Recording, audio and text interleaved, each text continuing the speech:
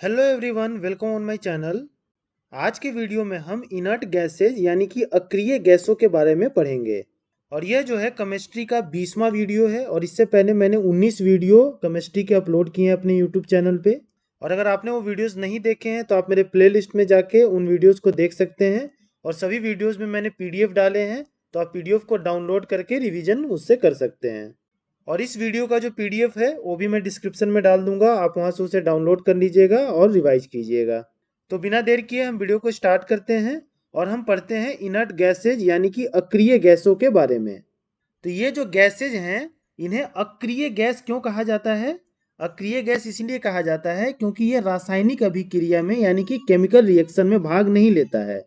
और ये जो है केमिकल रिएक्शन यानी कि रासायनिक अभिक्रिया में भाग क्यों नहीं लेते हैं, तो इसका कारण ये है कि इनका जो आउटर सेल होता है यानी कि जो बाहरी सेल होता है वो भरा होता है, यानी कि उसमें 8 इलेक्ट्रॉन होते हैं। और 8 इलेक्ट्रॉन होते हैं तो ये क्या है, मुक्त अवस्था में यानी कि फ्री स्टेट में ये पाए जाते हैं। ये किसी के साथ रिएक्शन नहीं करते हैं क्योंकि इनका जो आउटर सेल है वो फुल होता है। और फुल होने के कारण इन्हें ना तो इलेक्ट्रॉन किसी के साथ साझा करने की जरूरत रहती है, ना ही दान देने की जरूरत रहती है, ना ही स्वीकार करने की यानी कि गेन करने की जरूरत रहती है। और इसीलिए जो है ये फ्री स्टेट में पाए जाते हैं और ये नॉन रिएक्टिव होते हैं, यानी कोई भी अभिक्रिया में ये भाग नहीं लेते हैं। और अगर हम अक्रिय गैसों की बात करें, इनर्ट गैसेज की बात करें, तो कौन कौन सी इनर्ट गैस हैं? तो पहला आपका helium, neon, argon, krypton, xenon और रेडॉन। ये जो हैं 6 इनर्ट गैसेज हैं जिनके बारे में हम आगे वीडियो में पूरे डिटेल से पढ़ेंगे। और एक जो खास बात है इनर्ट गैसेज की यानी अक्रिय गैसों की, वो क्या है? तो ये जितने भी गैस हैं ये सारे रंगहीन होते हैं, गंधहीन होते हैं और स्वादहीन होते हैं। यानी कि कलरलेस होते हैं, ऑर्डरलेस होते हैं और टेस्टलेस होते हैं। तो ये ध्यान रखिएगा, ये इनकी खास बात है। इस फिगर में देखिए ये सारे इनर्ट गैस हैं। और देखिए नियॉन के आउटर सेल में 8 जो है इलेक्ट्रॉन है, आर्गन में भी 8 हैं, क्रिप्टन में भी 8 हैं, जेनन में भी 8 हैं, और रेडॉन के भी आउटर सेल में जो है 8 ही इलेक्ट्रॉन होते हैं। लेकिन हीलियम जो है एक ऐसा इनर्ट गैस है जिसके आउटर सेल में 2 ही इलेक्ट्रॉन होते हैं। और ये 2 इलेक्ट्रॉन से ही अपना आउटर सेल फुल कर लेता है और उसके बाद ये किसी के साथ रिएक्शन नहीं करता है। तो ये एक ऐसा एलिमेंट है, ऐसा तत्व है जिसके आउटर सेल में 2 ही इलेक्ट्रॉन होते हैं और 2 इलेक्ट्रॉन से ही अपना ये आउटर सेल पूरा करता है। तो ये ध्यान रखिएगा, ये एक एक्सेप्शन है और क्वेश्चन एग्जाम में यहाँ से बनते हैं। आगे बढ़ते हैं हम। इनर्ट गैसेस जो हैं वो पीरियोडिक टेबल के यानी कि आवर्त सारणी के 18वें समूह यानी 18वें ग्रुप में पाए जाते हैं। ये देखिए ये है 18वां ग्रुप और इसमें जो है सारे इनर्ट गैसेज पाए जाते हैं। तो ये ध्यान रखिएगा, एग्जाम में क्वेश्चन यहाँ से भी बना है। आगे बढ़ते हैं हम। अब हम जो है एक एक इनर्ट गैसेज के बारे में डिटेल में पढ़ेंगे। और जो जो चीज़ों को मैं कवर करूंगा इसमें एग्जाम में क्वेश्चन वहीं से बनेंगे, इससे बाहर क्वेश्चन एग्जाम में आपको देखने को नहीं मिलेगा। तो पहला है आपका हीलियम। हीलियम एक इनर्ट गैस है और ये किस ग्रुप में यानी किस वर्ग में पाया जाता है? तो 18 वर्ग में ये होता है। सारी इनर्ट गैस 18 ग्रुप में होते हैं, 18 वर्ग में होते हैं, ये आप ध्यान रखिएगा सबके लिए। लेकिन अगर इसकी हम पीरियड की बात करें, आवर्त की बात करें, तो ये पहले आवर्त में आता है। जैसे कि आप इस फिगर में देखिए ये जो है हीलियम है, ये आवर्त जो है इसका 1 है और ग्रुप जो है 18 है। उसके बाद इसका जो केमिकल सिंबल है हीलियम का वो He है। He से हम इसे डिनोट करते हैं। परमाणु क्रमांक यानी कि एटॉमिक नंबर इसका 2 होता है और परमाणु भार यानी कि एटॉमिक मास जो है इसका 4 होता है। और हीलियम जो है ये सबसे हल्की यानी सबसे लाइट गैस होती है। और हल्की होने के कारण यह जो है वायुमंडल में यानी कि एटमॉस्फेयर में नहीं पाई जाती है। तो ये बात का ध्यान रखिएगा कि सबसे हल्की गैस ये होती है जितने भी नट गैस हैं। और हल्की होने के कारण जो है ये वायुमंडल में यानी कि एटमॉस्फेयर में नहीं पाया जाता है। आगे देखिए, हीलियम जो है ये हल्की और अज्वलनशील यानी कि नॉन फ्लेमेबल जो है ये गैस होती है। और यही कारण है कि इसका उपयोग गुब्बारों में किया जाता है। आपने देखा होगा कि कुछ गुब्बारे जो हैं वो ऊपर की ओर उड़ते हैं, तो उसमें क्या भरा होता है? तो उसमें हीलियम गैस भरा होता है। हीलियम गैस भरने से गुब्बारे क्यों उड़ने लगते हैं?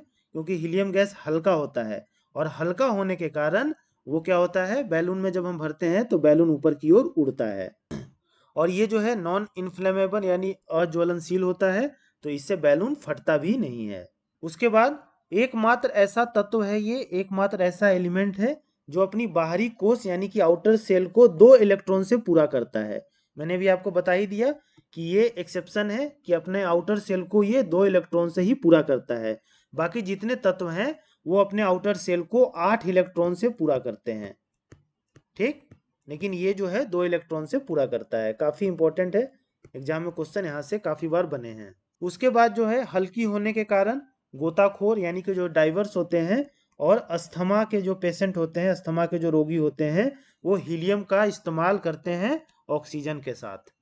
यानी गोताखोर जो ये अंदर लेके जाते हैं ना सांस लेने के लिए, तो इसमें ऑक्सीजन तो होता है पर ऑक्सीजन के साथ हीलियम भी इसमें मिलाया जाता है। सेम जो है ये अस्थमा के रोगी जो यूज करते हैं ना ये फुसफुस, इसमें जो है ऑक्सीजन के साथ हीलियम भी मिलाया जाता है। उसके बाद जो है रेसिंग कार और जो एरोप्लेन के जो टायर्स होते हैं उसमें जो मिक्सचर भरा जाता है हवा का, उसमें हीलियम को मिलाया जाता है। तो हीलियम के ये सब यूज हैं, इसको ध्यान रखिएगा, क्वेश्चन यहाँ से भी एग्जाम में बन सकता है। आगे बढ़ते हैं हम। अब हम देखते हैं नियोन के बारे में। नियोन जो है एक इनर्ट गैस है और ये सेकेंड पीरियड यानी कि दूसरे आवर्त में आता है। और अगर ग्रुप की बात करें तो ग्रुप तो इसका 18 ही होगा, सारी इनर्ट गैसों का ग्रुप 18 ही है। और इसका जो परमाणु क्रमांक है यानी कि एटॉमिक नंबर है वो कितना है, 10 है। और इसका जो सिंबल है वो क्या है, एनी। एनी से हम इसे डिनोट करते हैं। और अगर इसकी हम परमाणु भार की बात करें यानी कि एटॉमिक मास की बात करें तो 20 है इसका, ये भी ध्यान रखिएगा आप। आगे है आपका नियोन की जो है खोज किसने की थी, तो सर विलियम रामसे और मॉरिस डब्ल्यू ट्रेवर्स, ये दो साइंटिस्ट थे। कहाँ के, तो ब्रिटेन के। और इन्होंने 1898 यानी 1898 ईस्वी में नियोन की खोज की थी, तो इसको भी ध्यान रखिएगा। उसके बाद जो है नियोन एक ग्रीक शब्द न्यूटर से लिया गया है और न्यूटर का मतलब होता है नया। उसके बाद है आपका नियोन जो है ब्रह्मांड में यानी कि पूरे यूनिवर्स में पांचवा सबसे प्रचुर तत्व है, यानी पांचवा सबसे ज्यादा पाए जाने वाला तत्व यानी कि एलिमेंट है आपका नियोन। पूरे ब्रह्मांड में सबसे ज्यादा पाए जाने वाला तत्व कौन सा है, पहला तो वो है हाइड्रोजन। बाकी सेकंड पे कौन आता है, थर्ड पे कौन आता है, फोर्थ पे कौन आता है, ये आप मुझे कमेंट बॉक्स में कमेंट करके बताइए। थोड़ा होमवर्क आप भी कीजिए ताकि चीज़ें आपको ज़्यादा दिन तक याद रहे। और अगर आप सर्च करने जाएंगे तो एक चीज़ को सर्च करेंगे तो 2-4 चीज़ें आपको और सीखने को मिलेगा। आगे बढ़ते हैं अब हम देखते हैं कि नियोन गैस का यूज कहाँ कहाँ पे है।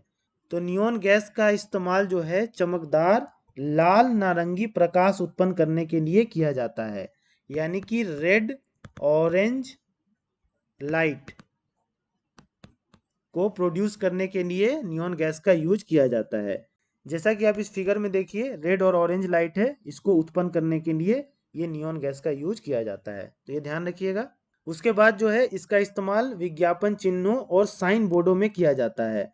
आप रात में कहीं जाते हैं तो देखे होंगे साइन बोर्ड चमकता रहता है, तो ये साइन बोर्ड में जो है कौन से गैस का यूज किया जाता है, तो नियॉन गैस का ही यूज किया जाता है। उसके बाद जो है समुद्री गोताखोर जो होते हैं वो श्वसन के लिए यानी कि सांस लेने के लिए हीलियम और नियोन का मिश्रण का इस्तेमाल करते हैं। मैंने भी आपको बताया था कि जो डाइवर्स होते हैं जब समुद्र के अंदर जाते हैं तो वो ऑक्सीजन का सिलेंडर लेके जाते हैं, तो इस ऑक्सीजन के सिलेंडर में हीलियम होता है और आपका नियोन भी होता है मिला हुआ, ये मिक्सचर होते हैं, ठीक। तो ये ध्यान रखिएगा। अब हम देखते हैं आर्गन के बारे में। आर्गन जो है ये भी एक इनर्ट गैस है, 18वें ग्रुप में ये भी आता है। और अगर हम पीरियड की बात करें तो ये थर्ड पीरियड में आता है, यानी कि तीसरे आवर्त में आता है।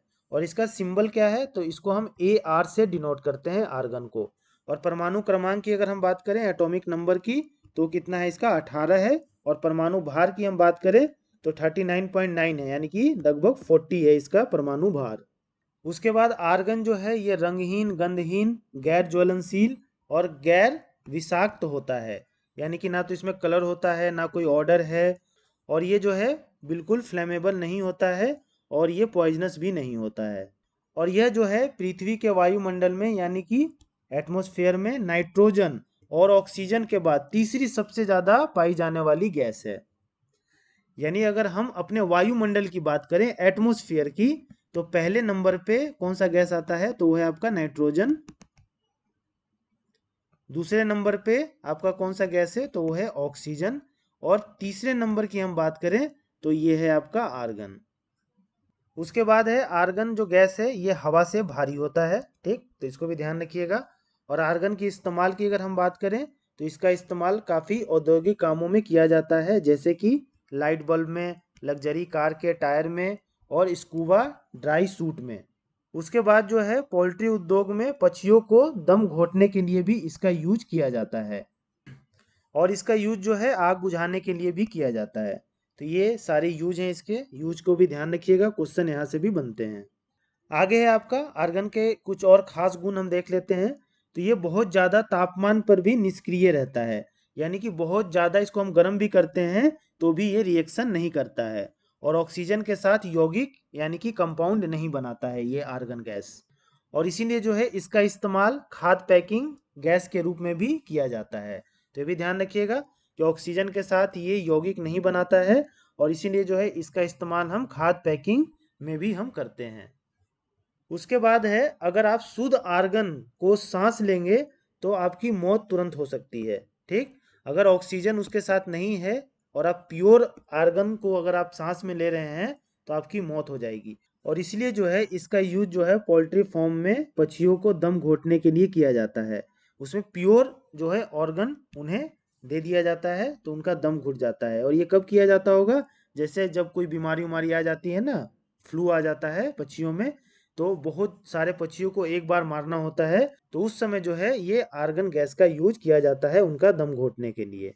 उसके बाद है वेल्डिंग करते समय वेल्ड क्षेत्र को सुरक्षित रखने के लिए भी आर्गन गैस का इस्तेमाल किया जाता है। तो ये जो है सारे आर्गन के यूज हैं, इसको आप ध्यान रखिएगा। आगे बढ़ते हैं हम, अब हम देखते हैं क्रिप्टन के बारे में। क्रिप्टन जो है ये भी एक इनर्ट गैस है और ये भी 18वें ग्रुप में आता है। और अगर हम पीरियड की बात करें तो ये फोर्थ पीरियड यानी कि चौथे आवर्त में आता है। और इसका सिंबल क्या है, तो इसका सिंबल है के आर से क्रिप्टन को हम डिनोट करते हैं। और परमाणु संख्या यानी कि एटॉमिक नंबर इसका 36 है।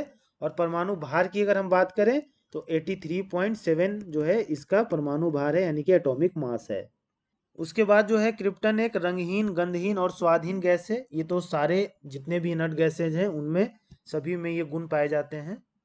और क्रिप्टन जो है ये हवा से करीब 3 गुना भारी होता है, ठीक, तो ये भी ध्यान रखिएगा कि हवा से लगभग ये 3 गुना भारी है। और इसका इस्तेमाल की अगर हम बात करें तो इसका इस्तेमाल फ्लोरोसेंट लैंप और फ्लैश बल्ब में किया जाता है।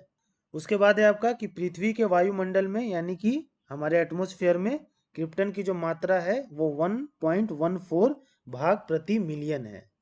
उसके बाद है कि क्रिप्टन जो है वो 30 डिग्री और 40 डिग्री के बीच के तापमान में पानी में जो है थोड़ा सा घुलनशील है, यानी पानी में डिजॉल्व हो सकता है, लेकिन 30 डिग्री और 40 डिग्री के बीच तापमान में, वो भी थोड़ी मात्रा में।